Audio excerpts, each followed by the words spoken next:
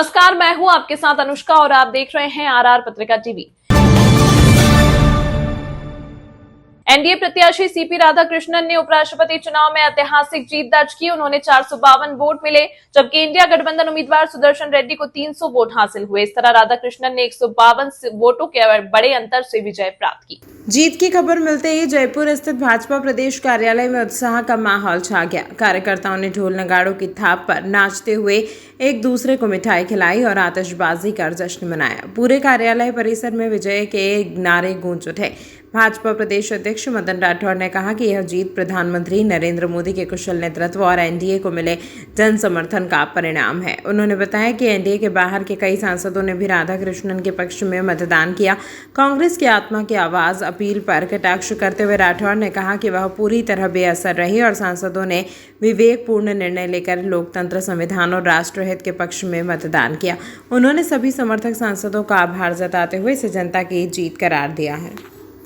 भाई साहब पंचायत नीचे थोड़ा। जब से प्रक्रिया शुरू हुई है जी भाई साहब, हम सबको ये पक्का विश्वास था कि हम भाई क्या जितने हमारे सांसद है एनडीए के, उससे अधिक वोटों से हम जीतेंगे।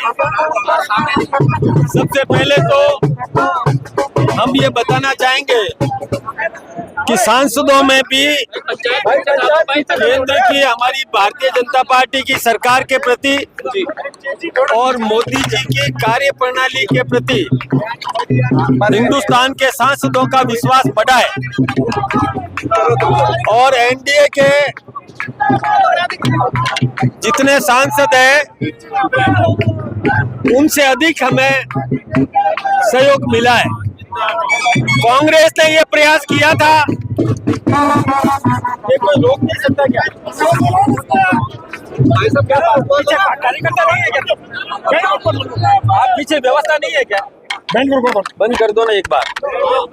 देखिए, कांग्रेस ने यह प्रयास किया था कि कुछ तोड़ फोड़ कर ले, इसलिए उन्होंने आह्वान किया था कि आत्मा की आवाज पर वोट दो। और ये बात सब जानते हैं कि पहले कांग्रेस के एक अधिकृत प्रत्याशी थे निजलिंगप्पा, और इंदिरा जी ने कांग्रेस के अधिकृत प्रत्याशी के खिलाफ में वीवी गिरी जी को खड़ा किया था और उस समय उन्होंने आवाज दी थी आत्मा की आवाज पर। ये क्या बात है भाई, कोई नहीं संभाल पा रहा है क्या? सुनो, कमाल हो गया भाई, इतना जोश है, अब जोश में होश नहीं रहता है। लेकिन इंदिरा जी ने यह प्रयास किया था कि कांग्रेस के अधिकृत प्रत्याशी के खिलाफ में वीवी गिरी को खड़ा करके आत्मा की आवाज पर वोट देने का आह्वान किया था और कांग्रेस के अधिकृत प्रत्याशी को हराकर वीवी गिरी जीत गए थे।